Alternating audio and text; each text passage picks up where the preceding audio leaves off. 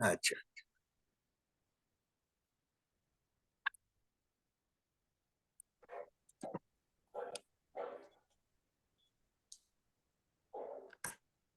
हमारे यहाँ गेस्ट आए हुए थे एक हफ्ते भर से, इसलिए मैंने बीच की क्लास ली नहीं आपकी।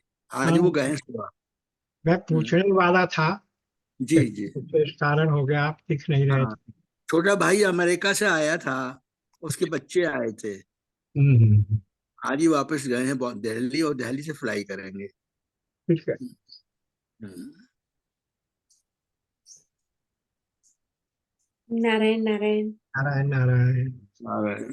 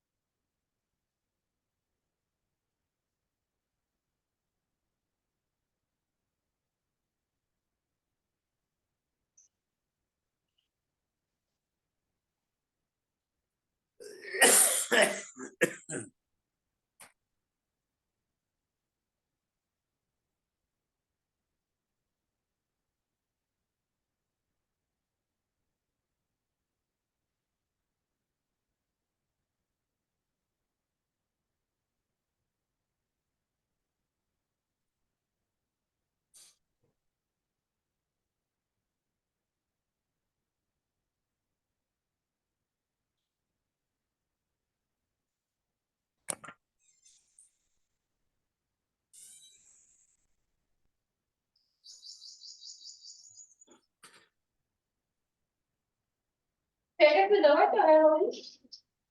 हम्म। पैकेट में दवा है? है ना, रखे मैंने, निकाल के देख लूंगा क्या क्या है।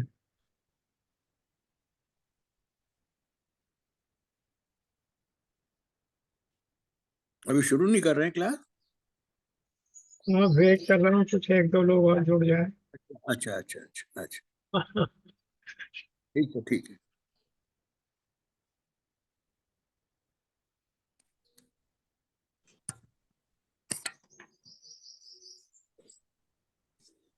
राधे राधे, प्रणाम।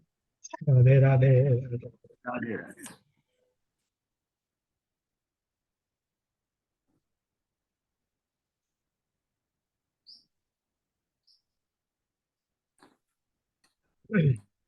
कृष्णाय वासुदेवाय हरये परमात्मने प्रणतक्लेशनाशाय गोविन्दाय नमो नमः। गोविन्दाय नमो नमः।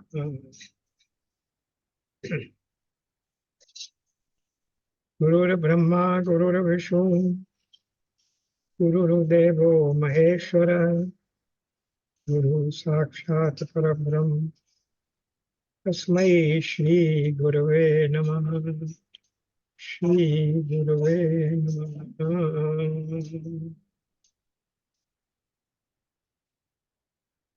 कल हम लोग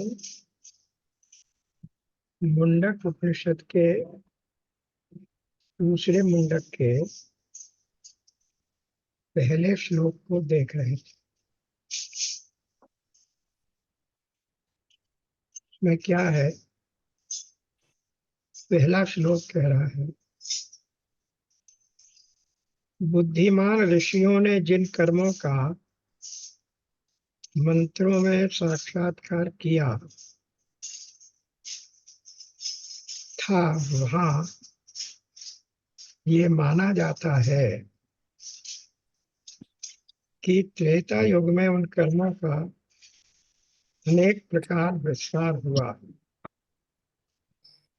साथ ही सत्य यानी कर्म फल की कामना से युक्त होकर उनका नित्य आचरण करके लोक में वही तुम्हारे लिए सुकृत है, कर्म फल की प्राप्ति ही ऐसा मार्ग है, ये बताया गया। परा विद्या बता चुके हैं, अब ये अपरा विद्या क्या है, कर्म कांड से संबंधित विद्या है।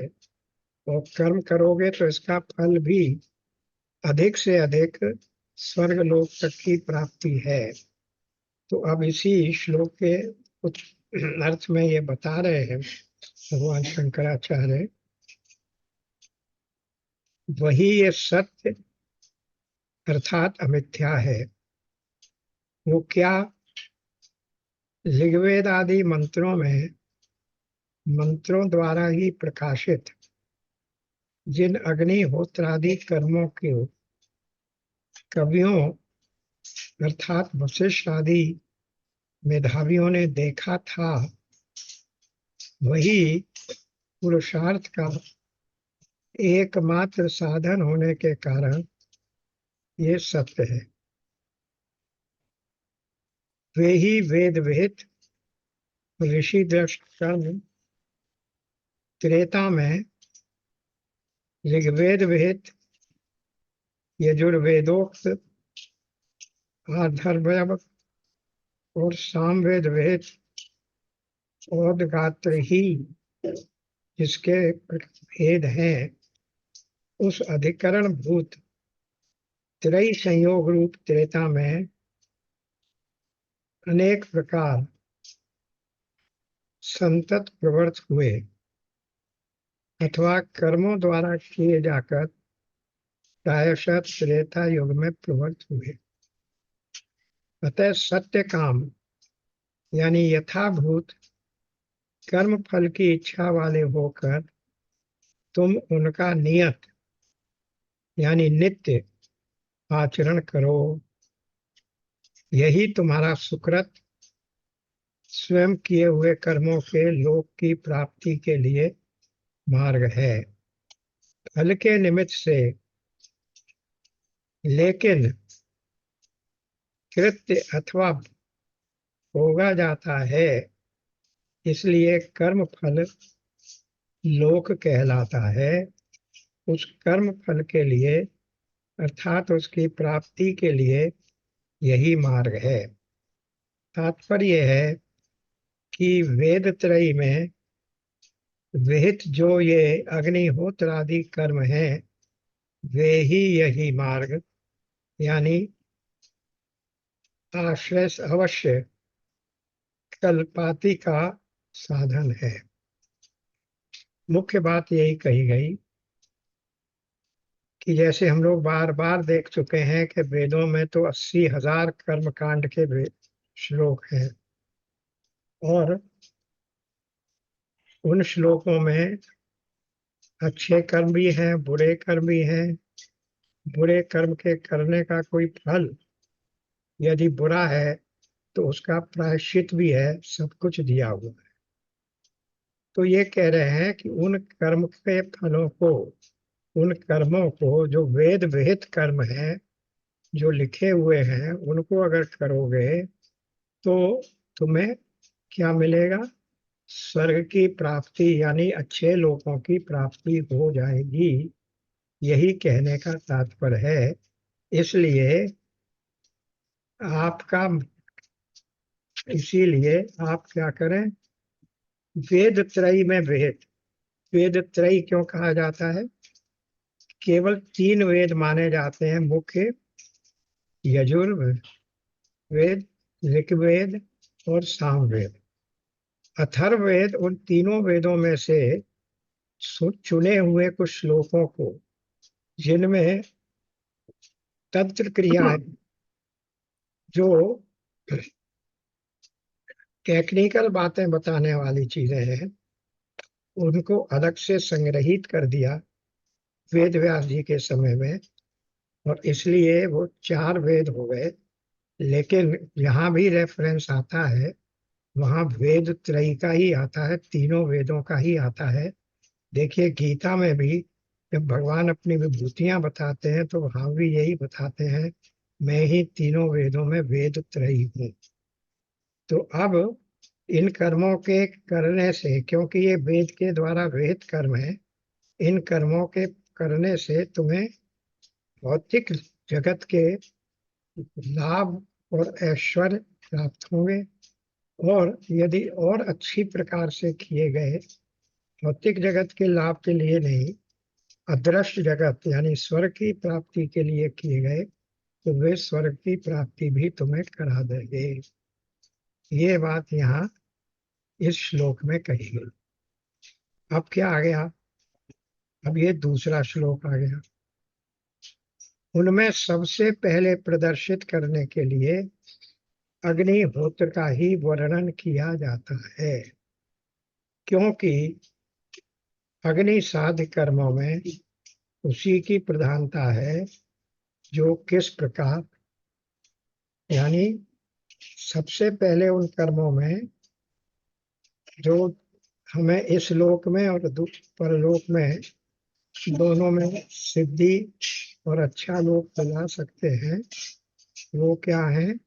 वो है सबसे बड़ा साधन है अग्निहोत्र, जिसे हम हवन यज्ञ आदि भी कहते हैं। तो उसमें क्या है, दूसरे श्लोक को बता रहे हैं। कैसे बता रहे हैं? जिस समय अग्नि के प्रदीप्त होने पर उसकी ज्वाला उठने लगे, उस समय प्रातः और सायंकाल आहुतियां दी जाएं। उस समय दोनों आज भागों के मध्य में यानी प्रातः और सायंकाल आहुतियां डाले। जिस समय सब ओर आधान किए हुए ईंधन द्वारा सम्यक प्रकार से ईध अर्थात प्रज्वलित होने पर अग्नि से ज्वाला उठने लगे, तब उस समय ज्वालाओं के चंचल हो उठने पर आज भागों के अंदर मध्यवर्ती अवस्था में, अब आज भाग क्या है? आज है पूजन करने योग। तो पूजन करने योग का अर्थ क्या है? एक है दिन और एक रात्रि। तो इन दोनों के मध्य के काल में यानी प्रातः काल की संध्या और सायकाल की संध्या, इन दोनों समय आहुतियां डालनी चाहिए। अनेक दिन तक होने वाले प्रयोग की अपेक्षा यहाँ आहुति इस बहुवचन का प्रयोग किया गया है। यहाँ आहुतियां, आहुति ही, ये जहाँ संस्कृत में आहुति ही, उसका अर्थ हो गया बहुवचन। तो आहुतियां शब्द का प्रयोग किया गया, यानी बराबर जब तक संभव हो सके ये नित्य नैमित्तिक कर्म माना जाता है। किसी भी वेदांती के लिए, सनातन धर्म के पालन करने वाले को, कि वो इस प्रकार से नित्य अग्निहोत्र करे। इसी प्रकार पुराणों में कहा गया संध्या करे। हमने देखा रामचरितमानस में राम जी की वन यात्रा के समय जहां जहां भी राम जी रुके वहां भी उन्होंने सायंकाल के समय संध्या वंदन अवश्य किया, और उसके बाद उन्होंने अपने नित्य कर्म करके संध्या वंदन किया, और भोजन और विश्राम आदि किया। तो ये संध्या वंदन और अग्निहोत्र करना हमारे वेदांत के अनुसार, वेदों के अनुसार, ये हमारी नित्य नैमित्तिक क्रिया है, जो कि हर गृहस्थ को करनी चाहिए। अब आ गया विधिहीन कर्म का कुफल। ये यथावती आहुति प्रदान करके कर्म मार्ग यानी स्वर्ग आदि लोगों की प्राप्ति का साधन है। इसका यथावत होना बड़ा ही दुष्कर है। इसमें अनेकों विपत्तियां आ सकती हैं। किस प्रकार सो बतलाते हैं। यानी कर्म कांड में सबसे बड़ी बात है कि यदि जरा सा भी चूक हो गई कर्म कांड में, तो उसका फल मिले, यही फल न मिले यही नहीं है, बल्कि उसका विपरीत फल भी मिल सकता है। इसलिए कर्म कांड को करते समय बहुत ही सावधानी रखनी चाहिए। यहाँ तक कहा गया कि अगर ये लिखा है कि अपने बाएं पैर के ऊपर दायां पैर रखकर आप आहुतियां डालें, तो आपको ऐसा ही करना है। इसमें भी अंतर पड़ गया तो फिर वो क्या हो जाएगा, वो दोष हो जाएगा, और उस कर्म का फल मिलना तो दूर, आपको उसका दुष्परिणाम को फल भी मिलेगा।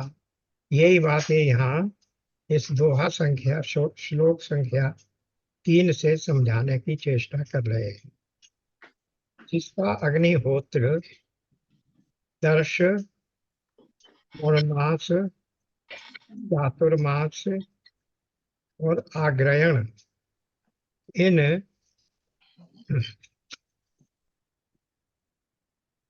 कर्मों से रहित, अतिथि पूजन से वर्जित, यथा समय किए जाने वाले हवन और वैश्वदेव से रहित, अथवा अविधि पूर्वक हवन किया होता है, उसको मानो 7 पीढ़ियों का वो नाश कर देता है। सोचिए कितना बड़ा कुफल है कर्मकांड में। अब ये क्या है, कौन कौन से बताए इन्होंने, दर्श, पौर्णमास, चातुर्मास और आग्रहण। ये नीचे फुटनोट देखिए। दर्श, पौर्णमास यज्ञ में आहवनी अग्नि के उत्तर और दक्षिण और अग्नये स्वाहा तथा सोमाय स्वाहा, इन मंत्रों से 2 घृतियां धूप आहुतियां दी जाती हैं। उन्हें आज भाग कहते हैं। इनके बीच का भाग आवाप स्थान कहलाता है।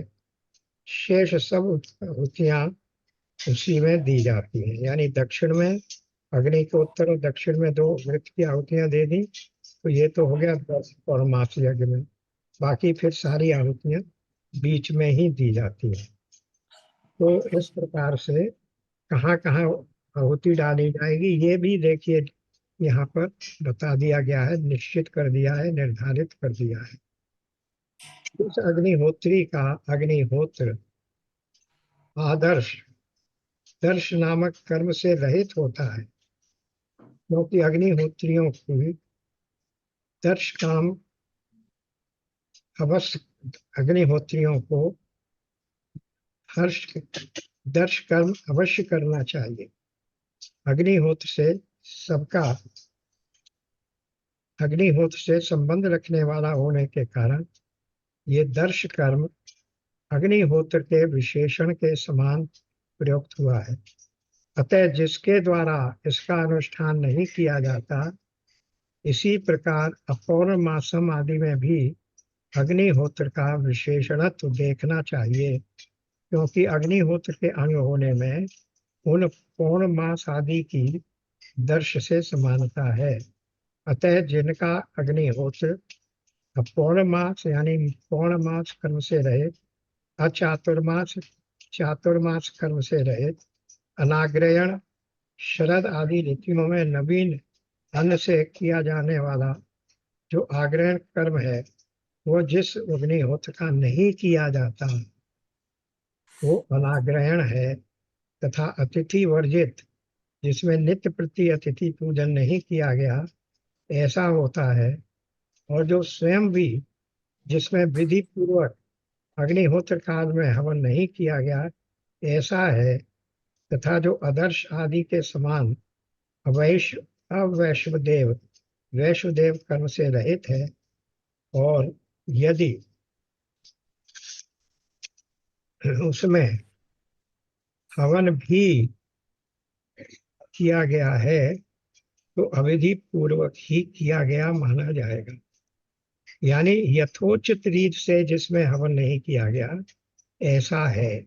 इस प्रकार अनुचित रूप से रीति से किया हुआ अथवा बिना किया हुआ अग्निहोत्र आदि से उपलक्षित कर्म क्या करता है सो बताया, उसका फल क्या मिलेगा। वो कर्म केवल परिश्रम मात्र फल वाला होने के कारण उस कर्ता के सातों सप्तम लोक सहित संपूर्ण लोकों को नष्ट विध्वंस कर देता है। अब यह सातों लोकों से अर्थ है उसकी सातों पीढ़ियों को। कर्मों का यथावत अनुष्ठान किए जाने पर ही कर्म फल के अनुसार भूलोक से लेकर सत्यलोक पर्यंत सात लोक फल रूप से प्राप्त होते हैं। वे लोग इस प्रकार के अग्निहोत्र आदि कर्म से तो इस प्रकार के अग्निहोत्र आदि कर्म से मतलब जो अविधि पूर्वक किया जा रहा है, जिसमें नियम का उल्लंघन किया जा रहा है, तो इस प्रकार के अग्निहोत्र आदि कर्म से तो अप्राप्य होने के कारण मानो नष्ट ही कर दिए जाते हैं, उनका कोई फल नहीं मिलता। हाँ, उसका परिश्रम मात्र फल तो अनिवार्य है, इसलिए हिनस्ती अर्थात वो अग्निहोत्र उसके सातों लोकों को नष्ट कर देता है ऐसा कहा। अथवा पिंडदान आदि अनुग्रह के द्वारा यजमान से संबद्ध पिता पितामह और प्रपितामह ये तीन पूर्व पुरुष तथा पुत्र पौत्र और प्रपौत्र ये तीन आगे होने वाली संततियां, ये ही अपने सहित अपना उपकार करने वाले सात लोग हैं। एक में तीन मुझसे ऊपर और तीन मुझसे नीचे, कुल मिलाकर सात पीढ़ियां हो गई। ये उक्त प्रकार के अग्निहोत्र आदि से प्राप्त नहीं होते, इसलिए नष्ट कर दिए जाते हैं, इस प्रकार कहा जाता है। अब इसके आगे देखते हैं क्या कह रहे हैं। तीसरा श्लोक।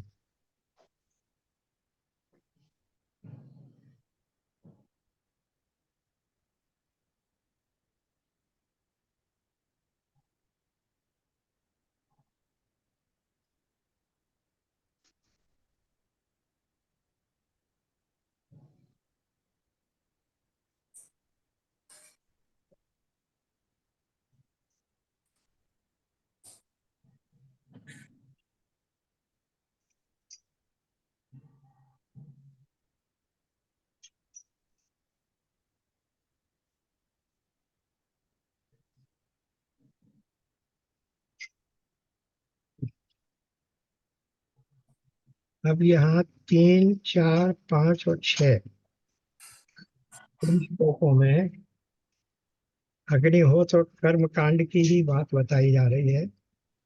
अग्नि की 7 जिह्वाएं, काली, कराली, मनोजवा, सुलोहिता, सुधूम्रवर्णा, स्फुल्लंगिनी और विश्व रूपी देवी, ये उस अग्नि की लपलपाती हुई 7 जिह्वाएं हैं। चंचल जिह्वाएं अभी यानी आहुति का ग्रास करने के लिए हैं। फिर क्या कर रहे हैं?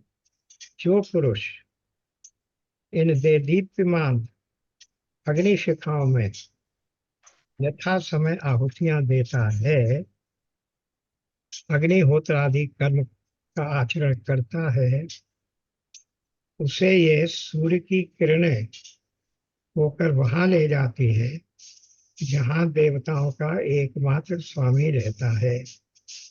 जो अग्निहोत्री इन दीप्तिमान अग्नि जिह्वा के भेदों में यथाकाल यानी जिस कर्म का जो काल है उस काल का अतिक्रमण न करते हुए अग्निहोत्र आदि कर्म का आचरण करता है, उस यजमान को इसके द्वारा दी हुई वे आहुतियां सूर्य की किरणें बनकर अर्थात सूर्य की किरणें द्वारा वहां पहुंचा देती हैं यहाँ जिस स्वर्गलोक में देवताओं का एकमात्र पति इंद्र सबके ऊपर अधिष्ठान करता है। पहले बताया कि यदि नियमानुसार नहीं होगा तो क्या होगा? उसका फल, वो फल ये होगा कि आपकी 7 पीढ़ियां नाश हो जाएंगी, 3 आपके ऊपर की, 3 आपके नीचे की और आपको मिलाकर 7। अब कह रहे हैं कि यदि नियमानुसार किया जाए और ये जो अग्नि की 7 जिह्वाएं बताई गई, इन 7 जिह्वाओं में उनके अनुसार यथा समय अग्नि की आहुतियां दी जाए तो वे आहुतियां सूर्य की किरणें बनकर आपको स्वर्गलोक तक पहुंचा देती है। वे सूर्य की किरणों द्वारा यजमान को किस प्रकार ले जाती हैं सो बतलाया जाता है। ये बात देखिए कई जगह आ चुकी है, गीता में फिर से आ रही है और गीता में भी हम लोगों ने पढ़ ली थी कि वो किस प्रकार से देवयान और सूर्ययान के हिसाब से व्यक्ति मृत्यु के बाद कहाँ कहाँ ले जाया जाता है। ये मुंडक में भी समझाई जा रही है। वे दीप्तमती आहुतियां आओ आओ, ये तुम्हारे सुकृत से प्राप्त हुआ पवित्र ब्रह्मलोक है, ऐसी प्रिय वाणी कहकर यजमान का अर्चन कार्य करती हुई उसे ले जाती हैं। यानी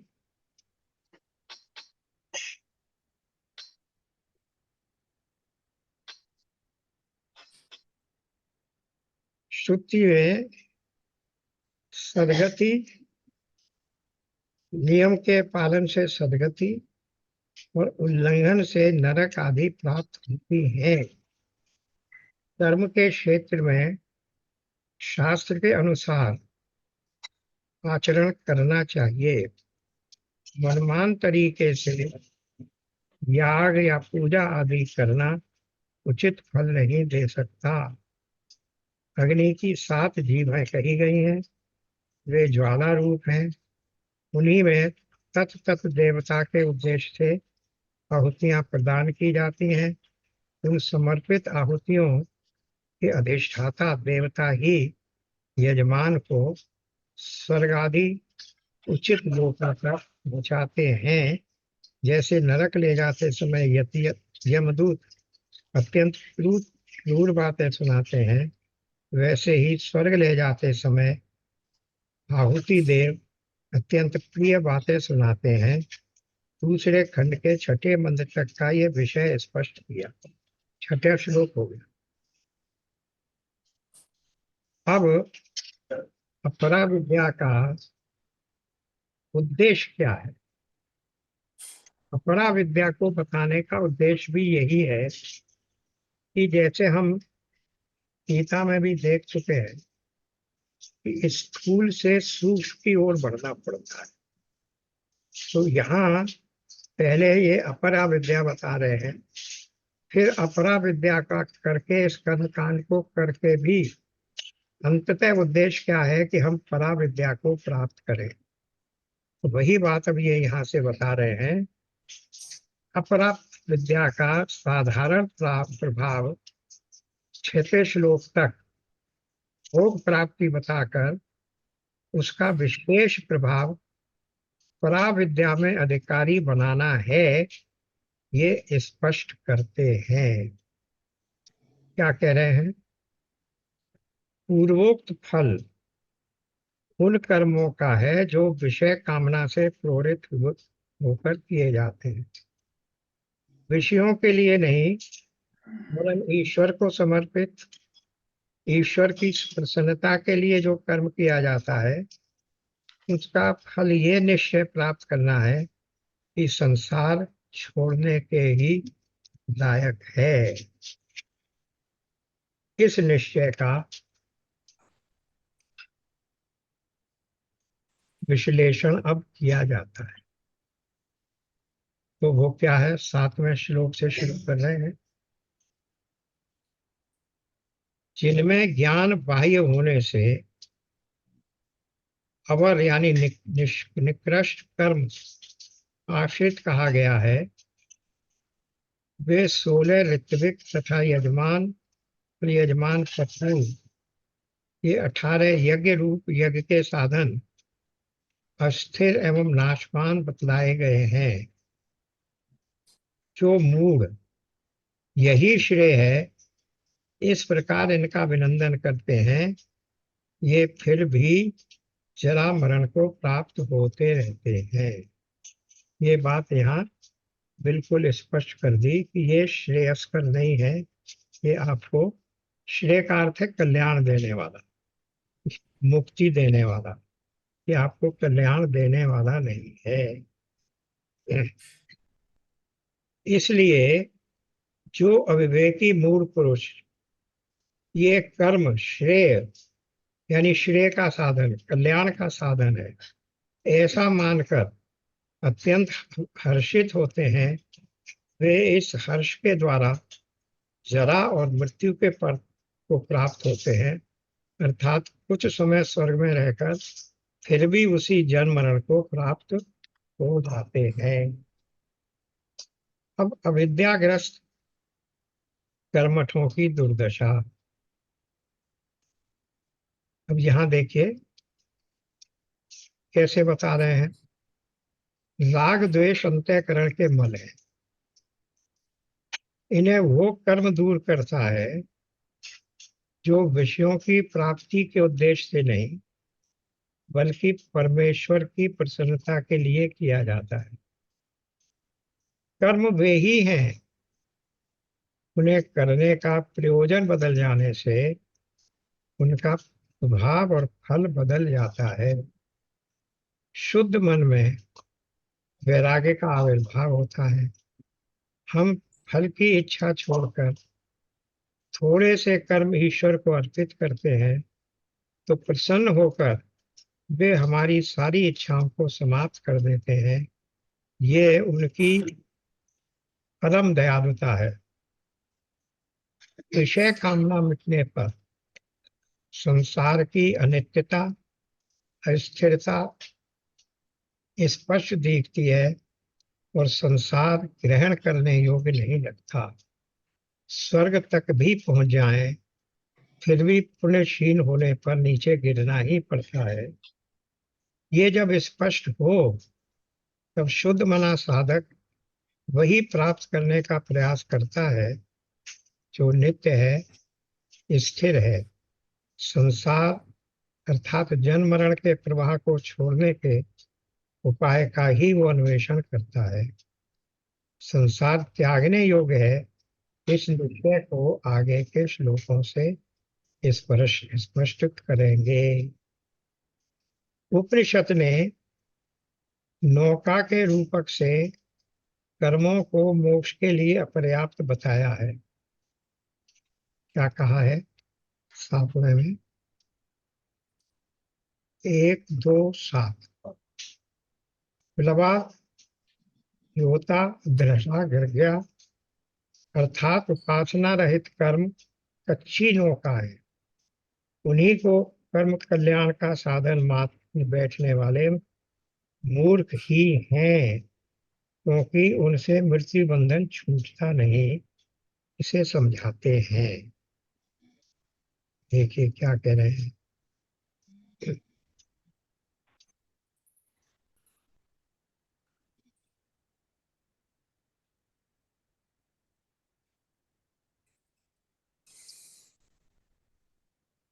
सातवें में कहा अविद्या के भ्रष्ट मानने वाले।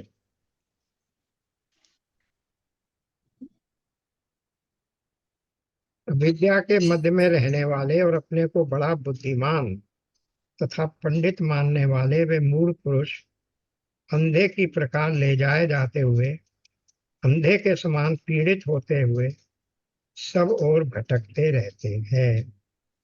अंधे का प्रतीक क्या है? अज्ञान, अविद्या। ऊपर कह ही दिया, अविद्या के मध्य में रहने वाले किंतु अपने को बुद्धिमान मानने वाले, पंडित मानने वाले वे मूढ़ पुरुष अंधे की तरह इधर उधर भटकते रहते हैं। अविद्या में रहने वाले बहुधा अविवेकी किंतु हम ही बड़े बुद्धिमान और पंडित किए वस्तु को जानने वाले हैं, ऐसा मानकर अपने को सम्मानित करने वाले वे मूढ़ पुरुष जरा, रोग आदि अनेक अनर्थ जाल से अत्यंत पीड़ित होते सब ओर घूमते भटकते रहते हैं। जिस प्रकार लोक में दृष्टिहीन होने के कारण अंधे अर्थात नेत्रहीन से ले जाए जाते हुए, मार्ग प्रदर्शित किए जाते हुए अंधे नेत्रहीन पुरुष गड्ढे और कांटे आदि में गिरते रहते हैं, उसी प्रकार वे भी पीड़ा पर पीड़ा उठाते रहते हैं। सब अविद्या की बात हो रही है। बहुधा अविद्या में ही रहने वाले ये मूर्ख लोग हम कृतार्थ हो गए इस प्रकार अभिमान किया करते हैं। कृतार्थ का अर्थ है जो कुछ हमें प्राप्त करना था, कृत धन अर्थ जो हमारा उद्देश्य था, लक्ष्य था। अर्थ का अर्थ है उद्देश्य, लक्ष्य, वो हमने पूरा कर लिया। अभिमान किया करते हैं क्योंकि कर्मठ लोगों को कर्म फल विषयक राग के कारण तत्व का ज्ञान नहीं होता। उनका तो केवल कर्म और उसके फल में राग है, इसलिए वे दुखी होकर कर्म फल क्षीण होने पर स्वर्ग से च्युत हो जाते हैं। अविद्या में बहुधा अनेक प्रकार से विद्यमान वे अज्ञानी पुरुष केवल हम ही कृतार्थ हो गए इस प्रकार अभिमान किया करते हैं, क्योंकि इस प्रकार वे कर्मी लोग रागवश यानी कर्म फल संबंधी राग से बुद्धि के अभिभूत हो जाने के कारण तत्व को नहीं जान पाते। राग के द्वारा उनकी बुद्धि पर आवरण पड़ जाता है, वे तत्व को नहीं जान पाते, इसलिए वे आतुर दुखार्त होकर कर्म फल क्षीण हो जाने पर स्वर्ग से च्युत हो जाते हैं। इष्ट और पूर्त कर्मों को ही सर्वोत्तम मानने वाले वे महामूढ़ किसी अन्य वस्तु को श्रेयस्कर नहीं समझते। इष्ट कर्म वो होते हैं जिनके द्वारा हम स्वर्ग लोक आदि प्राप्त करने की कामना करते हैं, और पूर्त कर्म वो होते हैं जैसे कि आश्रम बनवा देना, कुएं खुदवा देना, धर्मशालाएं चला देना, स्कूल इत्यादि बना देना, जो सामाजिक कार्यों के लिए किए जाते हैं। उनका उद्देश्य सामाजिक कार्यों का में तो सहयोग होता ही है, लेकिन उनका उद्देश्य होता है मान और यश, जिसको लोकेशणा, लोकेशणा की सिद्धि के लिए जो किए जाते हैं वे पूर्त कर्म कहलाते हैं। तो इष्ट यानी याग आदि शौचक्रम और पूर्त वापी कूप तड़ाग आदि स्मार्त कर्म, ये ही अधिकता से पुरुषार्थ के साधन हैं। अतः ये ही सर्वश्रेष्ठ यानी प्रधान हैं। इस प्रकार मानते अर्थात चिंतन करते हुए वे प्रमूढ़ पुत्र पशु और बांधव आदि में मूढ़ हो आत्मज्ञान संज्ञक वो कॉपी ले आओ, पेन से रबड़ शार्पनर ले आओ, पापा की श्रेय साधन को नहीं जानते। इसी को वो श्रेय साधन जानते हैं। और श्रेय साधन का अर्थ अभी हम लोगों ने देखा, जो साधन है ज्ञान की चेंज के लिए भी बहुत टाइम है, 5:30 आपके फ्रेंड्स आएंगे तब तक खत्म वो हो देगा, जाएगा। वो श्रेय साधन है। और चीची पीपी का तो हो तो बच जाएंगे। ये मूल लोग आत्मज्ञान संज्ञक किसी को श्रेय साधन को नहीं जानते। वे नाक ये ईवीएस के यानी स्वर्ग के वो कॉपी आप चाहिए, मैं आपकी टेस्ट की तैयारी नहीं उच्च करा। स्थान में आप अपने कल मेहनत सुकृत करें, है ना मैडम, मैं लिखूंगा आयतन खुले भोग के लिए प्राप्त हुए दिव्य देह में। तभी मैं ये नहीं करूंगा, मैं वो नहीं करूंगा, नो इफ एंड तो भाई ये तो पूरी लेक्चर देनी चाहिए। मैं लिखूंगा नहीं, मैं बोलूंगा नहीं, मैं बताऊंगा नहीं। What does it mean? अरे what is this at this time you are giving? Mr. Nitin. And bring the who is mister Nitin? Let me see participants कहाँ गए ये? आपके फोन है क्या, म्यूट नहीं है नितिन क्या? मेरा फोन है सर।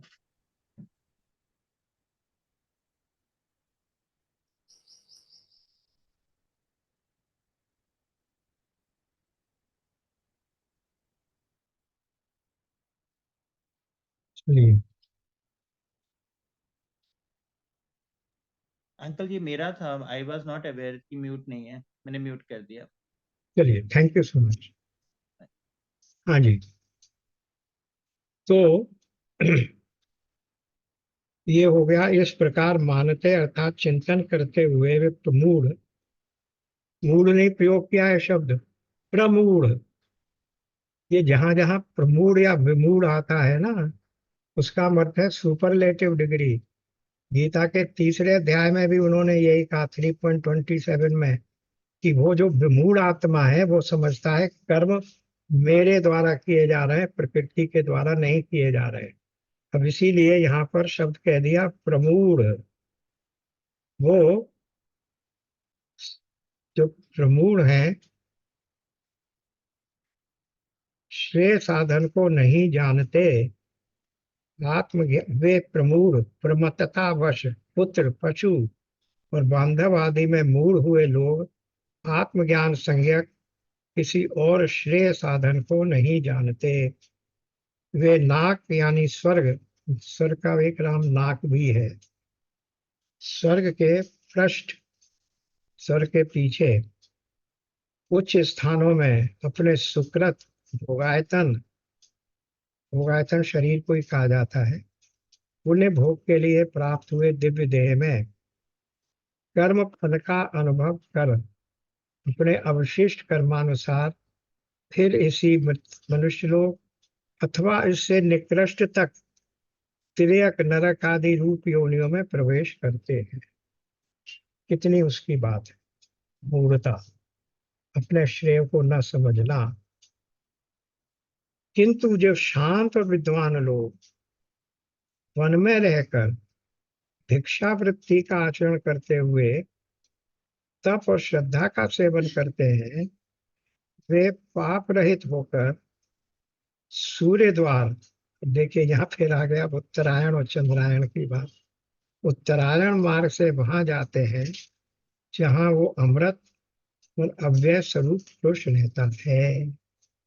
किंतु इसके विपरीत जो ज्ञान संपन्न वानप्रस्थ और सन्यासी लोग तप और श्रद्धा का, अपने आश्रम विहित कर्म का नाम तप है और हिरण्यगर्भ आदि विषयक विद्या को श्रद्धा कहते हैं, उन तप और श्रद्धा का वन में रहकर सेवन करते हैं, तथा जो शांत, जिनकी इंद्रियां विषयों से निवृत्त हो गई हैं, ऐसे विद्वान लोग तथा ज्ञान प्रधान गृहस्थ लोग परिग्रह न करने के कारण परिग्रह मतलब संग्रह नहीं करने के कारण भिक्षाचर्या का आचरण करते हुए वन में रहते हैं, वे विरज जिनमें किसी प्रकार का कोई विकार नहीं होता, अर्थात जिनके पाप पुण्य क्षीण हो गए हैं, ऐसे होकर सूर्य द्वार से सूर्योपलक्षित उत्तर मार्ग से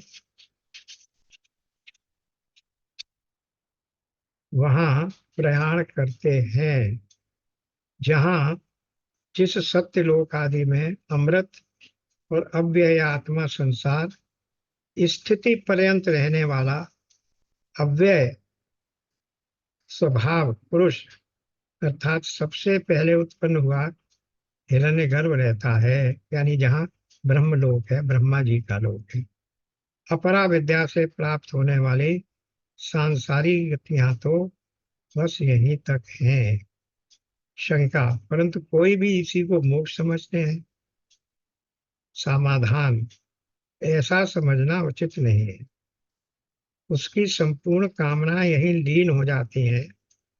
वे संयत चित्त धीर पुरुष उस सर्वगत ब्रह्म को सब ओर प्राप्त कर सभी में प्रवेश कर जाते हैं इत्यादि श्रुतियों से ब्रह्मवेता को इसी लोक में संपूर्ण कामनाओं से मुक्ति और सर्वात्म भाव की प्राप्ति बतलाई गई है।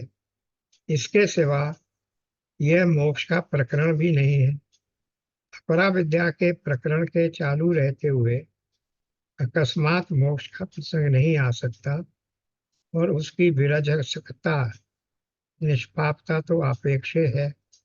अपरा विद्या का साध्य साधन रूप क्रिया कारक और फल रूप भेदों से भिन्न तथा द्वैत रूप समस्त कार्य इतना ही है जिसका कि हिरण्यगर्भ की प्राप्ति में पर्यवसान होता है। यानी अपरा विद्या से अधिक आप कहाँ जाएंगे? ब्रह्मा जी में। और अगर ब्रह्मा में भी लीन हो गए तो फिर क्या होगा?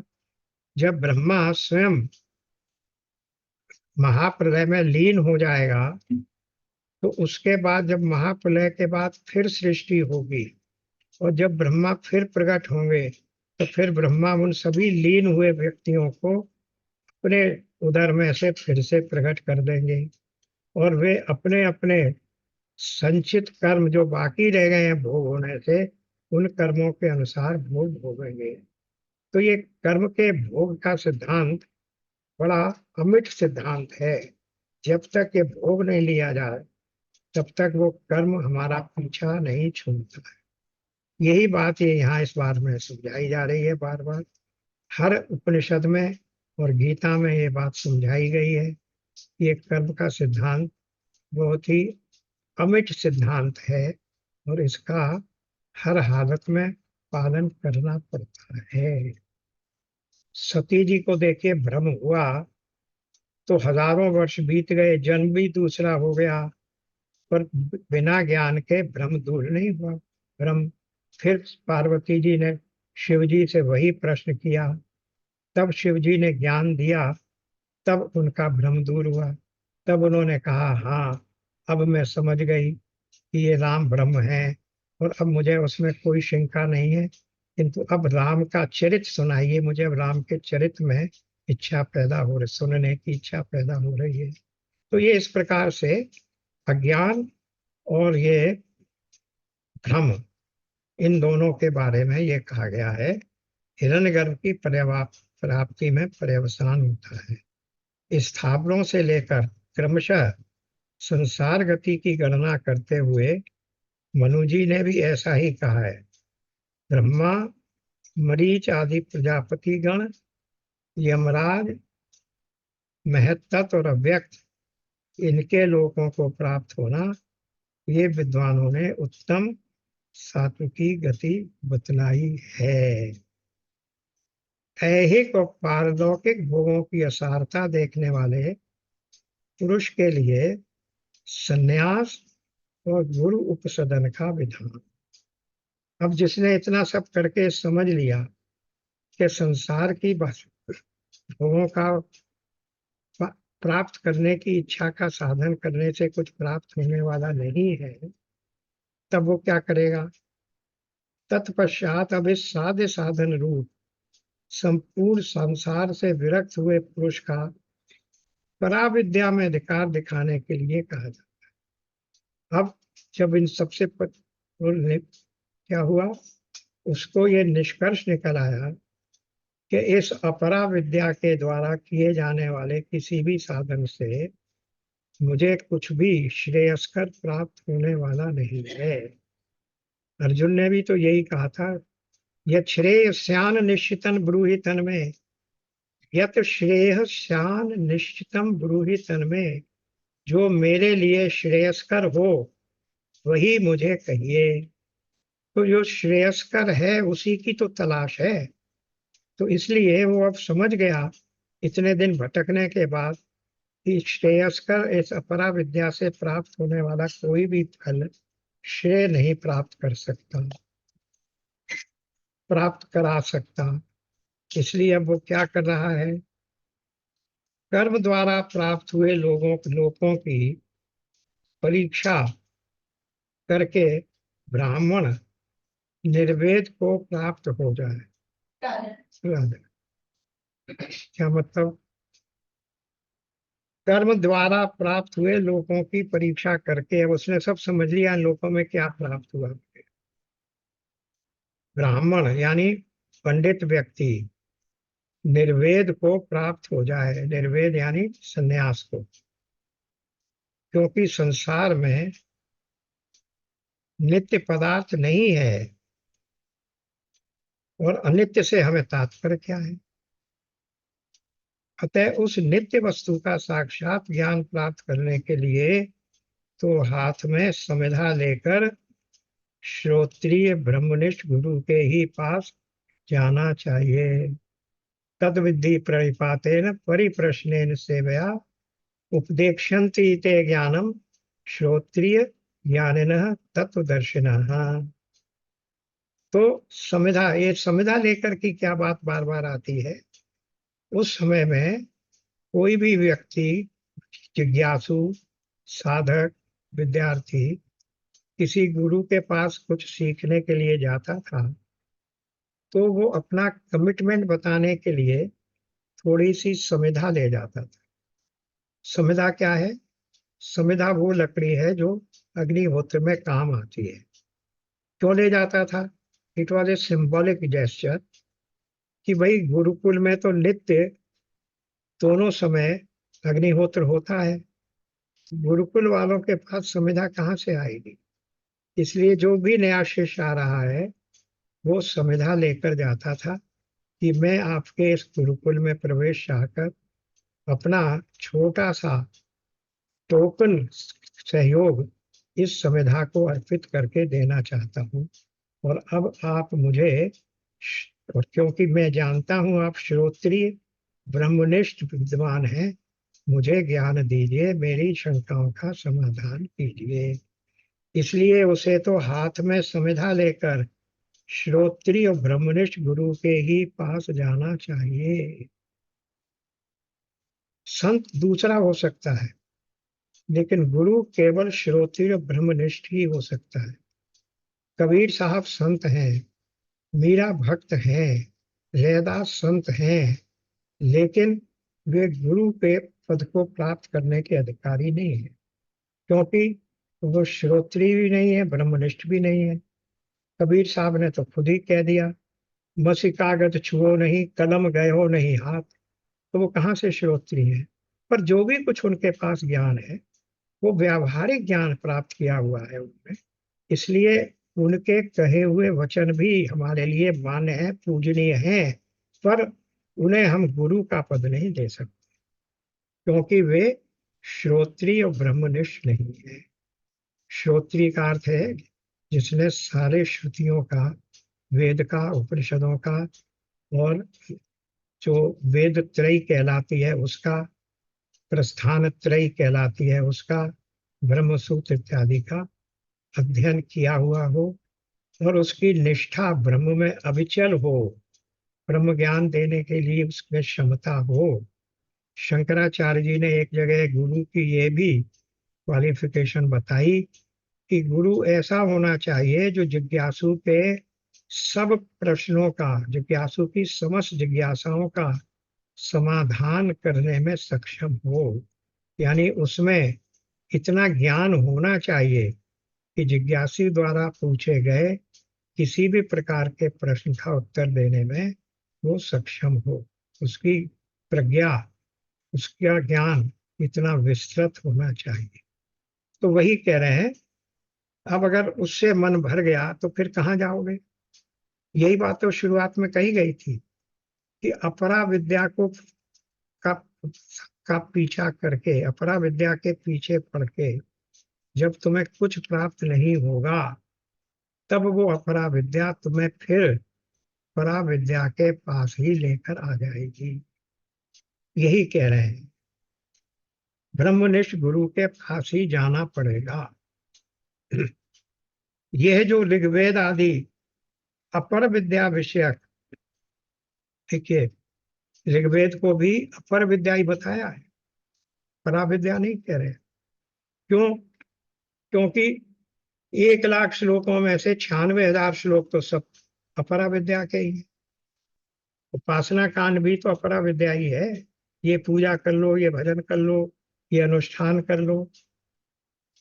तो ये जो अपरा विद्या के बात है, ये जो ऋग्वेद आदि अपर विद्या विषयक तथा अविद्या आदि दोषयुक्त पुरुष के लिए ही विहित होने के कारण स्वभाव से ही अविद्या काम और कर्म रूप, यहां भी आ गया, ये फॉर्मूला है, सूत्र है, अविद्या काम और कर्म रूप दोष से युक्त पुरुषों द्वारा अनुष्ठान किए जाने योग्य कर्म है तथा उसके अनुष्ठान के कार्यभूत क्या मिलेगा, अर्थात फल स्वरूप दक्षिण एवं उत्तर मार्ग रूप लोक हैं। कोई जिसको एक को चंद्रायण कहा गया और एक को उत्तरायण कहा गया, सॉरी, एक को दक्षिणायन कहा, एक को उत्तरायण कहा। और विहित कर्म के न करने एवं प्रतिषिद्ध के करने के दोष रूप प्राप्त होने वाली जो नरक, तिर्यक तथा प्रेत आदि योनियां हैं, उन इन सभी की परीक्षा करके, अर्थात प्रत्यक्ष, अनुमान, उपमान, आगम, इन चारों प्रमाणों से सब प्रकार उनका यथावत निश्चय करके, जो बीज और अंकुर के समान एक दूसरे की उत्पत्ति के कारण हैं, अनेकों सैकड़ों हजारों अनर्थों से व्याप्त हैं, केले के भीतरी भाग के समान सारहीन हैं। केले के भीतरी भाग के समान सारहीन क्यों है? केले के पत्ते को छीलते चले जाइए, पत्ते ही पत्ते निकलेंगे, उसमें सार नहीं मिलता है। केला के पात में जो पात पात में से बात, क्यों विद्वानों की बात में बात बात में से बात, ये कहावत। तो वो केले के पत्ते की तरह सारहीन है, केले के भीतरी भाग के समान सारहीन है।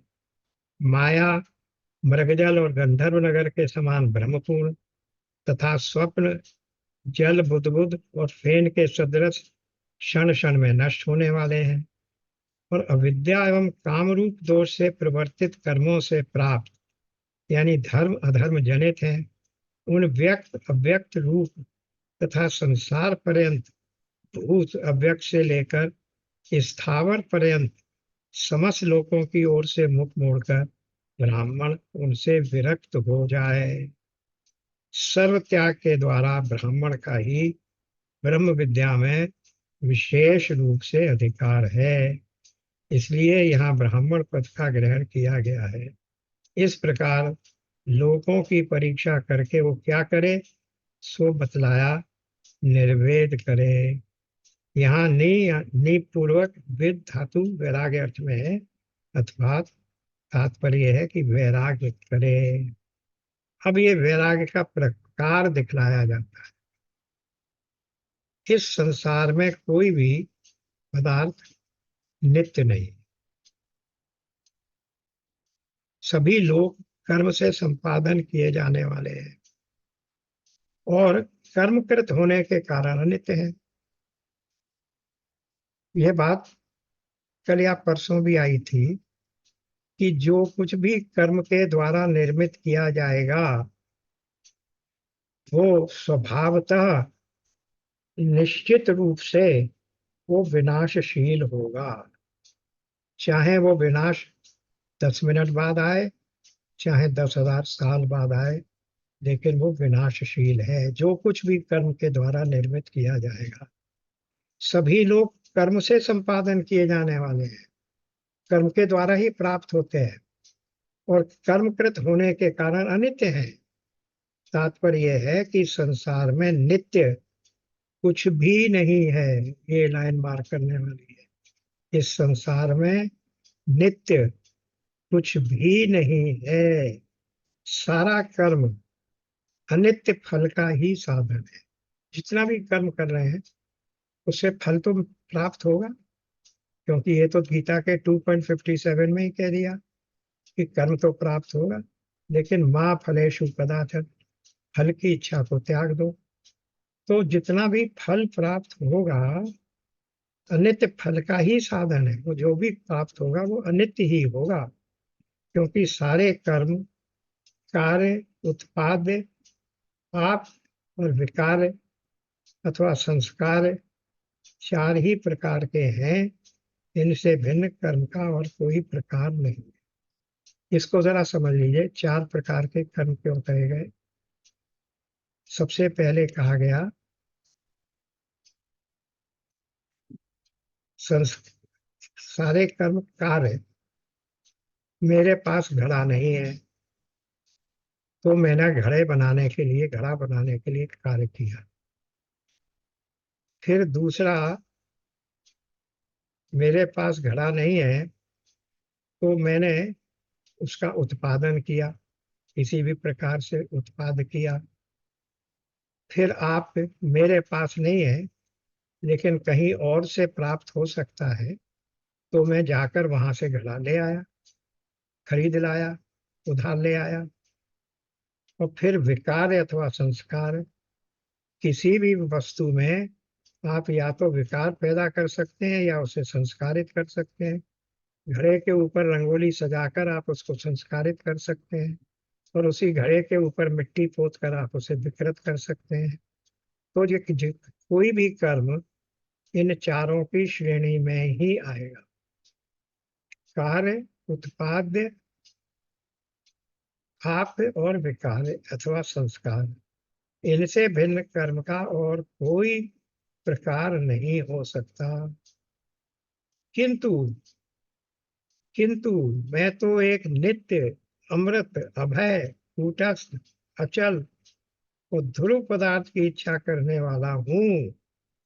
उससे विपरीत स्वभाव वाले की मुझे आवश्यकता नहीं है।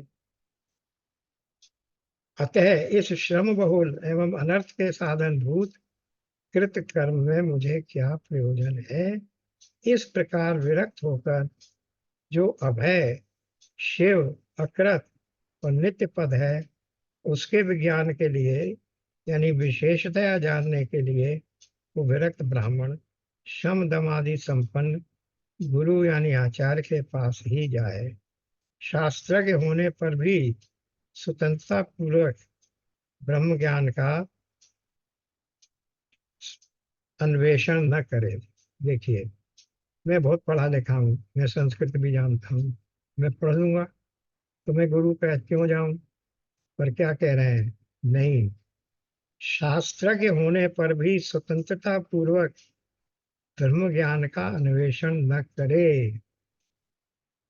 यही गुरुमेव इस पद समूह में आए हुए निश्चयात्मक एव पद का अभिप्राय है। गुरु के ही पास जाकर उसको सीखा जाएगा।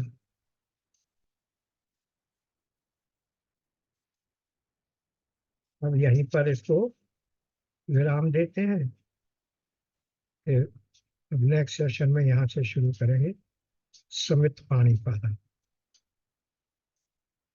ओम पूर्णमद पूर्णमिदम पूर्णात् पूर्णमुदच्यते पूर्णस्य पूर्णमादाय पूर्णमेवावशिष्यते। ओम शांति शांति शांति। नारायण नारायण। नारायण नारायण। राधे सबको राधे राधे राधे। राधे राधे।